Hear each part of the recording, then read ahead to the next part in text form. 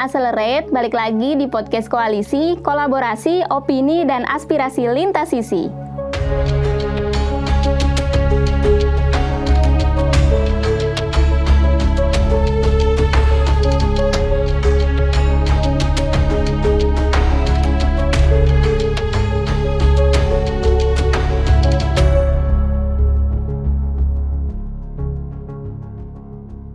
Ya, memang lagi-lagi ya, ketika ngomongin pelibatan masyarakat, itu jadi problem yang sebenarnya terus-menerus terjadi gitu di penyusunan kebijakan kita ya, Mas ya.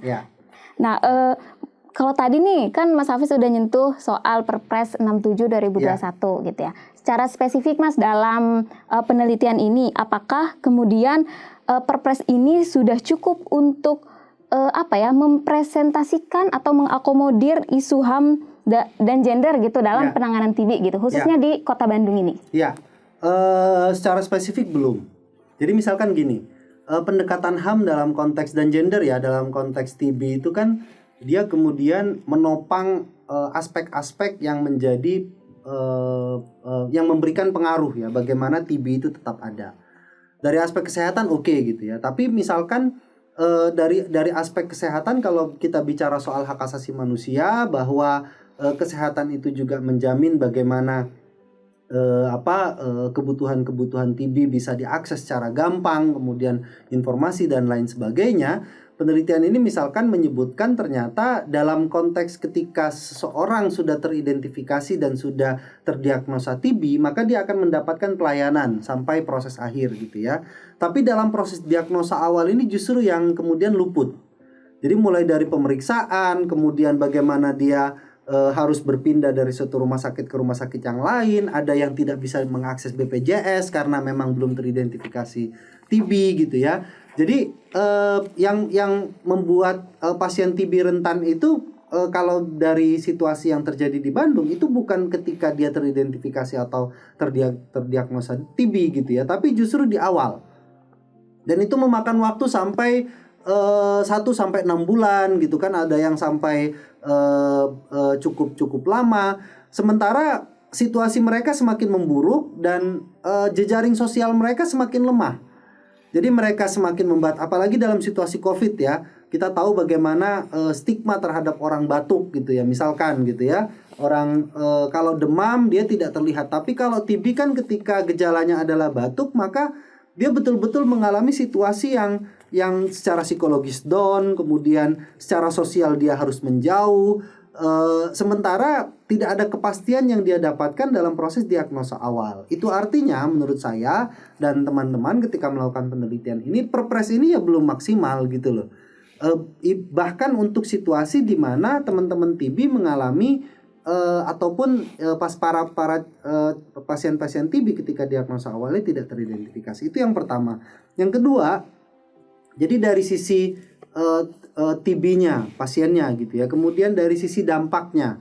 Kemudian sebab kenapa kemudian TB ini muncul dan bagaimana dia bisa terjadi di satu komunitas, itu pun tidak menjadi bagian yang betul-betul kuat di dalam Perpres. Jadi misalkan begini, ketika memandang TB sebagai satu kasus yang kemudian beriringan atau sangat terkait dengan kondisi ekonomi, misal katakanlah begitu gitu ya, Perpres ini ya sama sekali tidak menyentuh soal itu gitu ya. Soal pemberdayaan bagaimana masyarakat memahami TB, tapi di satu sisi yang lain ada aspek yang memang harus diperkuat, kesadaran sekaligus juga komunitas para pendamping TB gitu ya misalkan, atau bahkan orang-orang yang tinggal di sekitar yang keluarganya memiliki TB gitu ya. Walaupun ini menjadi satu kerahasiaan sebagai satu hal yang private di satu sisi gitu kan, tapi ketidaksiapan masyarakat untuk kemudian hidup secara bersamaan, berdampingan ataupun mensupport secara sosial para pasien TB itu juga belum pernah ataupun bahkan tidak secara serius diadres di dalam Perpres tersebut. Nah, yang ketiga itu soal bagaimana memperkuat jejaring sosialnya gitu ya. Jejaring sosial itu artinya memang begini. Jangankan TB gitu ya. bayangkan teman-teman yang terkena COVID gitu kan, kita yang ketika terkena COVID itu batas waktunya cuma 2 minggu maksimal gitu ya, karantina cuma 2 minggu. Ini karantinanya sampai 1 tahun. Kalau yang TBRO sampai 2 tahun gitu ya. Dalam situasi yang tidak bisa bertemu dengan keluarga, membatasi dengan dunia sosial, membatasi dengan dunia kerja, pemasukan yang juga belum tentu dari mana gitu ya. Jadi ada kondisi di mana memang teman-teman yang mengalami TB itu tidak hanya mengalami permasalahan kesehatan saja gitu loh, tapi ada aspek sosial, aspek ekonomi, aspek psikologis yang sedemikian kuat yang seharusnya diberikan juga respon oleh pemerintah melalui Perpres ini gitu loh. Jadi memperkuat jejaring sosial termasuk juga komunitas yang di antara TB dan sekaligus juga pendamping dan keluarganya, agar kita juga bisa memberikan kepastian dan memberikan rasa percaya diri gitu ya kepada teman-teman yang saat ini juga sedang berjuang menyelesaikan ataupun mengobati TB-nya. Kira-kira begitu. Nah, itu sayangnya belum begitu cukup kuat direspon dan juga diadres di dalam Perpres. Kira-kira gitu. Jadi Perpresnya sebenarnya cukup progresif nih, Ya. bisa dibilang cukup progresif Ya. gitu ya. Tapi memang belum mampu menjawab permasalahan secara menyeluruh Ya, gitu ya. betul. Nah tadi menarik Mas Hafiz singgung soal stigma nih Mas. Ya. Nah sebenarnya stigma apa sih Mas yang muncul pada pasien TB atau keluarganya bahkan? Ya. Nah kemudian gimana respon pasien atau keluarganya gitu ketika mereka dihadapkan dengan stigma-stigma Ya. itu? Jadi begini, ada 2 hal sebetulnya. Pertama, stigma soal bahwa TB memang kaitannya dengan kondisi kehidupan yang tidak layak gitu ya. Karena beberapa riset atau situasi yang menyebutkan memang sanitasi, kemudian kondisi ekonomi atau kondisi lingkungan itu juga sangat mempengaruhi. Kita tidak bisa menafikan itu, tapi juga tidak bisa menggunakan tidak bisa menggunakan situasi ini menjadi justifikasi kita untuk menstigma kelompok atau teman-teman TB gitu ya. Ada banyak situasi. Sama seperti ketika misalkan COVID gitu ya. COVID lagi-lagi saya menganalogikan dengan COVID. COVID yang situasi kasusnya hanya misalkan beberapa hari, seminggu 2 minggu gitu ya. Dan tidak ada situasi khusus yang kemudian menyebabkan COVID ini terjadi, orang pun merasa terstigma, merasa minder, merasa tidak percaya diri gitu ya. Apalagi TB. Nah, ketika kita memandang bahwa TB adalah dampak dari kehidupan yang tidak sehat dan lain sebagainya, ini yang justru memperkuat stigma TB itu kepada rekan-rekan pasien TB gitu ya. Jadi membalikkan permasalahan TB sebagai satu permasalahan sosial, siapapun bisa terkena dan siapapun bisa terdampak dari TB, maka itu salah satu hal yang bisa kita perkuat gitu ya di masyarakat, agar teman-teman TB pun tidak merasa terstigma dan tidak merasa bahwa ini adalah bagian dari kesalahan dia gitu ya. Itu yang pertama. Yang kedua, stigma yang muncul juga akibat dari kondisi yang dialami oleh teman-teman TB gitu ya. Jadi batuk, kemudian menularkan, kemudian berdampak buruk, termasuk juga kondisi sosial ekonomi yang berubah, itu kemudian memberikan satu masyarakat seringkali menganggap bahwa ini harus dijauhi, ini tidak bisa didekati, tidak boleh didekati, padahal pada aspek-aspek tertentu ternyata memang ketidakpahaman kita terhadap pasien TB dan bagaimana menjalin relasi dengan mereka yang terkena TB itu yang menyebabkan kita memberikan stigma gitu. Nah, dua stigma ini yang kemudian memunculkan self stigma. Jadi kami menyebutnya di riset itu sebagai self stigma. Self stigma itu tidak hanya muncul dari satu kondisi di mana orang melakukan stigma, tapi juga betul-betul sudah meresap ke dalam diri pasien, ke dalam diri orang yang kemudian diberikan stigma. Efeknya apa? Efeknya stigma yang terus-menerus diberikan itu kemudian berdampak pada self stigma. Itu yang membuat pasien TB menjadi minder, tidak percaya diri, takut keluar, takut berkomunikasi, merasa dalam tanda kutip hina gitu ya, merasa tidak tidak bisa bergaul dan lain sebagainya gitu ya. Jadi selama kita masih menyematkan stigma kepada pasien TB, maka selama itu juga pasien TB akan merasa minder dan tidak percaya diri dan menstigma diri mereka sendiri, kira-kira begitu. Jadi ada 2 layer stigma itu yang kemudian terjadi. Oke, menarik nih. Jadi memang kalau ketika kita bicara soal TB, ya stigma itu yang paling kuat sebenarnya. Sampai tadi Mas Hafiz bilang mereka jadi self stigma, mereka menyalahkan diri mereka sendiri nih. Jangan-jangan gara-gara gue nih gini gitu kan ya. Nah, balik lagi nih Mas ke pengalaman penelitian gitu. Gimana sebenarnya kondisi real di lapangan, khususnya di wilayah penelitian ini terkait penanganan TB-nya secara umum, termasuk soal isu HAM dan gendernya gitu dalam penanganan TB-nya. Jadi kalau dari sisi penanganan, memang yang menjadi basis komunitas itu adalah pendamping. Dan pendamping itu kan tersebar di beberapa rumah sakit ya, terutama ya. Kemudian ada beberapa komunitas-komunitas juga yang memang pasien TB ini terlibat.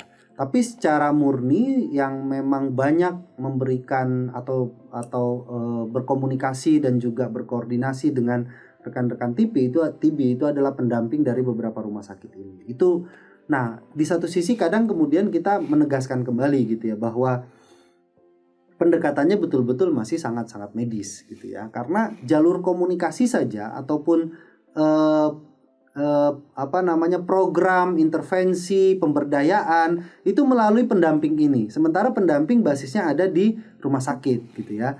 Nah, ketika melihat situasi alur bagaimana komunikasi yang terbangun, komunitas yang terbangun, ini saja sudah menunjukkan bahwa memang ya kita masih mengedepankan pendekatan medis dibandingkan pendekatan HAM dan gender.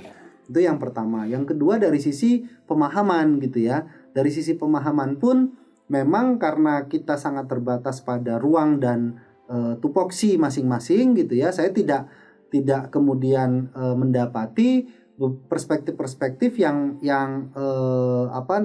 bisa kita kita jadikan semacam pondasi gitu ya. Karena memang dengan kinerja yang luar biasa dilakukan oleh pendamping untuk memberikan asistensi kepada pasien TB itu memang menjadi tupoksinya gitu ya. Itu menjadi satu hal yang sangat luar biasa dan satu aspek yang sangat maksimal gitu ya, yang dicapai oleh teman-teman pendamping. Tapi dalam aspek tertentu dinas-dinas yang lain atau intervensi dari komunitas yang dari pengambil kebijakan yang lain, dari dinas-dinas yang lain itu tidak muncul gitu loh. Maksud saya misalkan dalam konteks bagaimana bantuan ekonomi gitu atau bantuan usaha yang bisa dilakukan oleh pasien TB itu tidak teridentifikasi. Bantuan-bantuan itu ya relatif, bantuan transportasi, bantuan keuangan, bantuan obat-obatan gitu ya. Selesai di batas bagaimana pasien TB bisa bertahan hidup dan mengobati TB-nya gitu ya. Tapi dalam hal tertentu, dalam ruang tertentu, pemerintah tidak berpikir dan belum juga berpikir secara lebih jauh bagaimana memberdayakan dan juga membuat teman-teman pasien TB ini berdaya dengan berbagai macam intervensinya. Kira-kira gitu. Menarik nih tadi pendamping ya. Sekali lagi emang yang punya peran yang sangat signifikan di sini adalah pendamping. Nah, kalau ngomongin pendamping nih Mas, emang kalau di pendampingan TB ini dia spesifik dia mendampingi khusus pasien TB atau memang sebenarnya si pendamping ini juga mendampingi penyakit-penyakit lain gitu misalnya? Jadi kalau basisnya dia memang sepertinya mendampingi penyakit-penyakit yang lain. Tapi untuk hal-hal tertentu apapun yang kemudian dibutuhkan oleh rekan-rekan TB, biasanya pendamping ini yang akan menjadi wadah ya untuk berkomunikasi, bertanya, kemudian bahkan beberapa informasi-informasi itu mereka dapatkan dari pendamping, kira-kira gitu. Tapi basisnya di rumah sakit, di rumah sakit. Nah, di rumah sakit ternyata nih pendamping-pendamping itu gitu ya. Nah, kemudian nih Mas, dari penelitian yang sudah dilakukan nih, temuan-temuan apa aja nih yang kemudian didapatkan teman-teman setelah melakukan penelitian ini? Ya, jadi saya singkat saja gitu ya, karena memang kita menggunakan pendekatan bagaimana hak atas kesehatan itu dilaksanakan. Jadi ada mulai acceptability, kemudian bagaimana juga kesesuaian dari program, kualitas, termasuk juga apa yang sudah dinikmati oleh penerima kebijakan gitu ya, yaitu pasien TB. Nah, dari sisi itu kemudian kita menegaskan beberapa hasil yang sudah kita bisa identifikasi. Jadi mulai dari bagaimana situasi pelayanan hak-hak dasar dari pasien TB gitu ya, mulai dari akses kepada obat-obatan yang ternyata dalam hal tertentu seringkali mengalami kendala, misalkan gitu ya, dengan situasi COVID, dengan situasi akses atau bahkan mungkin ketidakjelasan informasi. Jadi dalam situasi tertentu kan pasien TB ini kan mau tidak mau harus tetap continue menggunakan obat gitu ya. Jangan sampai dia lewat untuk beberapa hari saja gitu ya, atau beberapa waktu yang kemudian dia harus mengulang kembali. Nah, dalam situasi tertentu kadang ada beberapa pasien yang sulit mendapatkan obat-obatan gitu ya. Meskipun tidak secara kontinu kami temukan, tapi ada beberapa situasi yang kemudian menyebabkan ternyata stok obat habis gitu ya. Di beberapa wilayah, karena memang kami coba mengkomparasikan gitu ya beberapa data-data ini, itu tidak berlaku. Jadi ketersediaan obat itu tidak berlaku dan tidak terjadi secara nasional. Di Bandung ketersediaan obat itu ada dan bisa diakses oleh teman-teman, terutama yang ada di dalam komunitas dan terkoneksi dengan pendamping gitu ya. Tapi di beberapa tempat yang lain tidak. Itu yang pertama. Yang kedua, dampak yang cukup serius bagi perempuan gitu ya. Tadi sudah saya sampaikan, mulai dari dampak secara ekonomi gitu ya, atau juga dampak bagaimana kerentanan perempuan ketika mereka mengalami TB. Jadi ketika harus mengakses rumah sakit, dia harus mengandalkan bantuan dari pihak keluarga, dari suami gitu ya, atau bahkan kemudian dia yang harus berpisah dengan pasangannya, dan juga dia tidak bisa menjalankan hak atas reproduksinya. Jadi mengurus anak ataupun bersentuhan dan juga berhubungan dengan anak, atau bahkan kemudian mereka harus juga menjadi beban ketika misalkan perempuan yang menjadi kepala keluarga ketika laki-lakinya terkena TB. Jadi ada multiple dampak bagi perempuan yang kami temukan dalam riset ini. Yang ketiga soal diskriminasi. Diskriminasi ini meskipun tidak secara langsung gitu ya, tapi dalam satu kasus yang kami temukan di Bandung waktu itu, justru si pasien diidentifikasi TB ketika hendak mendaftar sebagai pekerja, gitu ya, sebagai pekerja. Nah, ketika diidentifikasi sebagai TB, maka secara otomatis dia tidak bisa melanjutkan proses rekrutmennya. Ini juga menjadi dilematis sebetulnya. Di dalam tata kelola pemerintahan kita, misalkan tata kelola ketenagakerjaan kita masih menegaskan sehat rohani dan jasmani. Gitu ya. Ini yang menjadi salah satu kendala dan faktor utama. Pertanyaannya kemudian ataupun faktanya kemudian, pemerintah tidak pernah memberikan satu ruang yang khusus ataupun ruang ekonomi, pemberdayaan ekonomi dan ketenagakerjaan bagi pasien-pasien TB yang penyakitnya sendiri menahun gitu ya. Bayangkan 1-2 tahun orang tidak punya pekerjaan, bantuan sosial juga ala kadarnya dalam tanda kutip gitu ya. Bantuan ekonomi yang secara mandiri mereka sendiri tidak bisa keluar dari situasi itu. Itu yang kita dapatkan.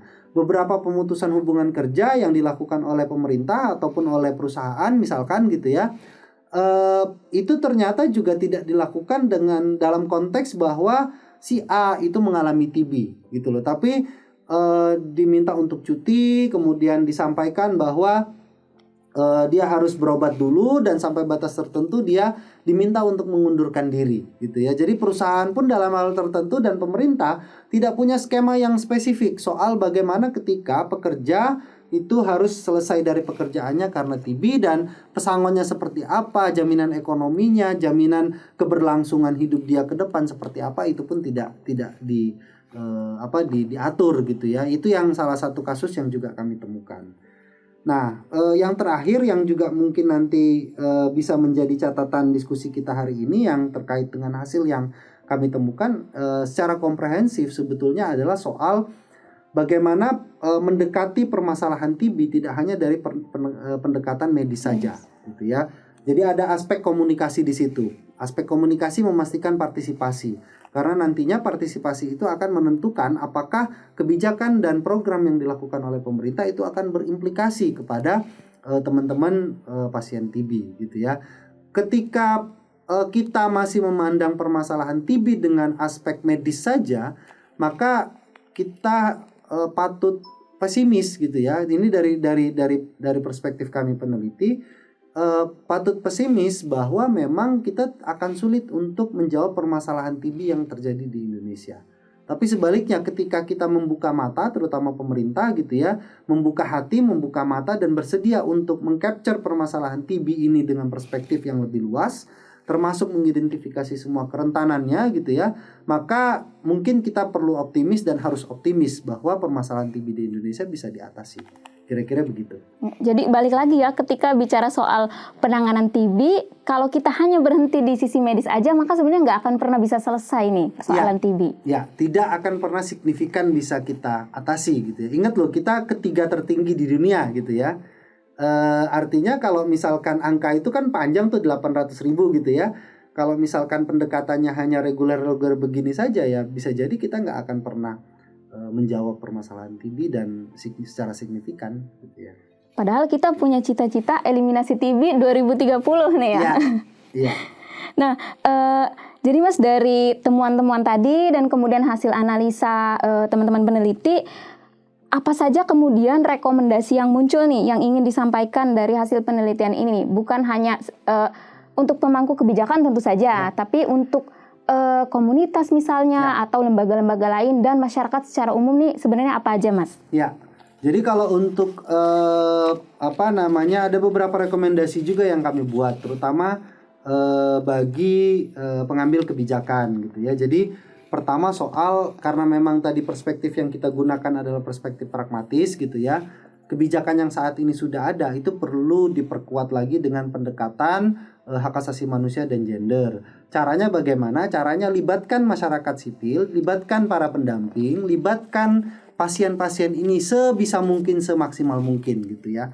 Untuk apa? Untuk agar pemerintah betul-betul memahami situasi sosial ekonominya, situasi kondisi yang memang dialami oleh TB, tidak hanya perspektif kesehatan saja, tapi aspek-aspek yang lebih komprehensif. Itu yang pertama, gitu ya. Yang kedua juga terkait dengan strategi penanggulangan TB yang ada di Indonesia, itu juga perlu memaksimalkan partisipasi yang bermakna, terutama di level daerahnya. Jadi ada RAD yang sudah ada RAD, beberapa daerah yang sudah punya RAD, gitu ya. Tapi beberapa daerah yang lain belum.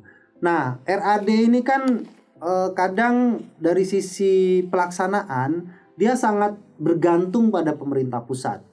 Semakin kuat pemerintah pusat mendorong itu ke aspek di daerah, maka dia semakin efektif.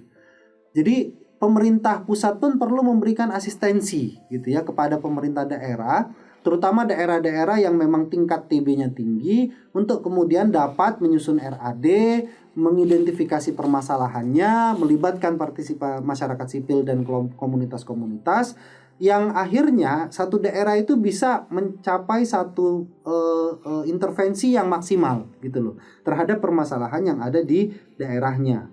Jadi oke lah kalau misalkan perpres relatif kita anggap memadai, tapi di sisi yang lain masih memiliki PR yang perlu kita selesaikan lagi, gitu ya. Tapi RAD yang dibentuk ataupun akan dibentuk di satu daerah itu bisa kita maksimalkan lebih komprehensif. Nah, yang berikutnya adalah membangun bagi pemerintah ya, membangun jejaring sosial dan ekonomi. Jadi kebijakan yang diadres tidak hanya kebijakan yang bersifat kesehatan saja, tapi juga menjawab permasalahan-permasalahan ekonomi, sosial, termasuk stigma, gitu ya, yang masih dialami oleh pasien-pasien TB. Ada beberapa kasus di mana misalkan pemerintah sudah sangat aktif, gitu kan, mewacanakan TB, dan kemudian satu kelompok masyarakat mendukung pasien TB secara maksimal. Tapi dalam banyak kasus juga, gitu ya, ternyata optimalisasi membangun kesadaran publik terhadap TB itu juga belum maksimal dilakukan oleh pemerintah pusat ataupun pemerintah daerah. Nah, bagi komunitas, pendekatan hak asasi manusia ini kan sebetulnya pendekatan yang mencoba untuk merespon situasi tidak hanya dari satu perspektif saja. Dengan memahami pendekatan ini, sebetulnya komunitas pun bisa mengidentifikasi situasi yang ada di dalam dirinya, dalam komunitasnya, gitu ya. Bedanya kan antara charity dan hak asasi manusia. Kalau charity itu kedermawanan, gitu ya. Orang kemudian memberikan ataupun menerima bantuan itu berdasarkan memang bantuan pemberian orang lain, gitu ya. Tapi kalau perspektif hak asasi manusia, perspektifnya adalah kewajiban negara.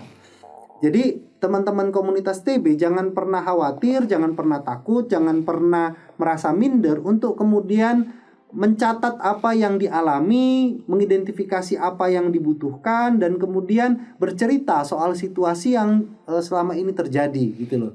Dan kemudian menyampaikan ini sebagai satu bentuk desakan kepada pemerintah bahwa kondisi kami begini, tantangannya begini, dan kami membutuhkan perlindungan dan pemenuhan dari negara.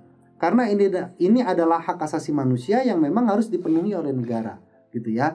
Jadi harus melampaui perspektif kedermawanan, belas kasih, kami yang mengalami TB, kami sudah diberikan pelayanan baik, gitu ya, atau sudah dikasihani dan lain sebagainya. Itu perspektif lama, gitu ya. Perspektif hak asasi manusia dan gender mengharuskan kita untuk kemudian mampu menyampaikan apa yang kita alami, dan negara memiliki kewajiban untuk memenuhi itu. Kira-kira gitu. Dan terakhir, mungkin kepada komunitas, gitu ya, beberapa kegiatan inovatif yang juga bisa disusun, bisa dilakukan, yang tentunya lagi-lagi itu kewajiban negara, gitu ya. Jadi ketika komunitas bisa kreatif, bisa inovatif, kemudian negara bisa mendukung itu sebagai sebuah kerja-kerja komunitas, gitu ya, dan kewajiban negara, maka tentunya kita bisa lebih optimis, gitu ya. Teman-teman TB juga bisa lebih optimis untuk mencapai dan menyelesaikan atau pengobatan yang diselesaikan dalam masa yang cukup lama itu. Kira-kira gitu, Mbak. Kalau tadi Mas Hafiz berkali-kali mention ya, kalau mau tahu masalahnya libatkan semua pihak gitu. Ya. Semua pihak harus terlibat nih, jangan Ya. cuma orang-orang atau lembaga yang ada di isu kesehatan aja. Nah, terakhir nih Mas, sebagai masyarakat sipil nih kita, bagaimana sih, apa yang bisa kita lakukan sebenarnya untuk turut terlibat dalam penanganan TB yang lebih komprehensif dan bisa menyentuh isu sosial sebenarnya, Mas? Ya, jadi partisipasi itu bisa dibuat di beberapa layer. Mulai misalkan gitu ya, dari sisi kebijakan kita sudah punya Stranas. Nah, pertanyaannya bagaimana masyarakat sipil bisa memperkuat Stranas itu, baik itu melalui penentuan targetnya. Yang paling penting adalah pemantauan evaluasi, gitu ya, memastikan bagaimana juga program-program itu betul-betul dinikmati oleh pasien-pasien TB. Jadi masyarakat sipil itu sebagai jembatan sebetulnya, bagaimana pasien TB memiliki permasalahan, itu yang didokumentasikan, itu yang dicatat, itu yang kemudian diidentifikasi, kemudian dirumuskan sebagai sebuah kebijakan yang lebih konkret, dan itu yang kemudian diusulkan kepada pengambil kebijakan. Nah, yang kedua adalah bagaimana memperkuat skema di masing-masing kementerian dan lembaga. Jadi misalkan adanya pelatihan, penguatan kapasitas, mainstreaming di setiap kementerian, terutama untuk mengubah perspektif, gitu ya, bagaimana perspektif charity atau perspektif kedermawanan, belas kasihan kepada pasien TB itu diubah menjadi pendekatan hak asasi manusia yang betul-betul menjawab permasalahan yang real yang dihadapi oleh pasien TB. Kira-kira begitu. Thank you Mas Hafiz. Tadi poin penting yang nggak bisa kita lewatkan sebenarnya adalah juga soal kolaborasi multisektor dan multi pihak.